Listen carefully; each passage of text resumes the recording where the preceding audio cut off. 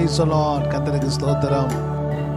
இந்த புதிய நாளிலே இந்த பிரகாசமான நேரத்துக்காக உங்களை வாழ்த்துக்கிறேன், வரவேற்கிறேன். இந்த புதிய நாளுக்கு உண்டான சகல ஆசீர்வாதத்தினாலும் தேவன் உங்களை நிரப்புவாராக.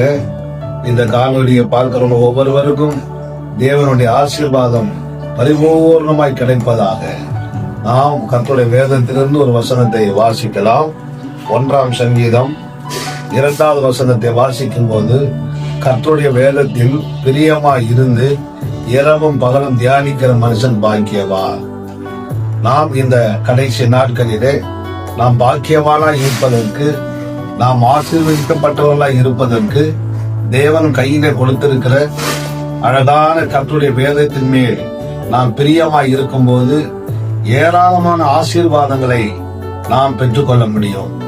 ஆகவே இந்த புதிய நாளிலே நீங்கள் கர்த்தருடைய வேதத்தில் பிரியமாய் இருக்கும்போது, அங்கே சொல்லப்பட்டிருக்க நீர்க்காலின் ஓரமாய் நடப்பட்டு நாம் ஒவ்வொரு நாளும் இந்த பூமியிலே சோத்திரம் கர்த்தருடைய வேதத்தை தியானித்து அதிலே உள்ள வசனங்களை ஆராயும் பொழுது நாம் செழிப்பு உள்ளவர்களாக, எல்லாரும் சந்தோஷம் உள்ளவர்களாக, வறட்சி இல்லாமல், கவலை இல்லாமல், துக்கம் இல்லாமல், ஆண்டுடைய வேதத்தில் உண்டாயிருக்கிற ஆசீர்வாதத்திலே நாம் ஒவ்வொருவரும் பிரியம் வைத்து அப்படியேப்பட்ட சந்தோஷத்தை, மகிழ்ச்சியை நாம் பெற்றுக்கொள்ள முடியும். ஆகவே இந்த புதிய நாளிலே நாம் ஒவ்வொருவரும் கர்த்தருடைய வேதத்தின் மேல் பிரியம் வைக்கும் பொழுது தன் காலத்தில் தன் கனியை தந்து, இன்றைக்கு நம்முடைய வாழ்க்கையில பல ஆசீர்வாதங்கள், பருவங்கள் மாறி, காலங்கள் மாறி கிடைப்பதற்கு காரணம் நாம் கர்த்தருடைய வேதத்தின் மேல் பிரியமாய் இல்லாததினாலே தான்.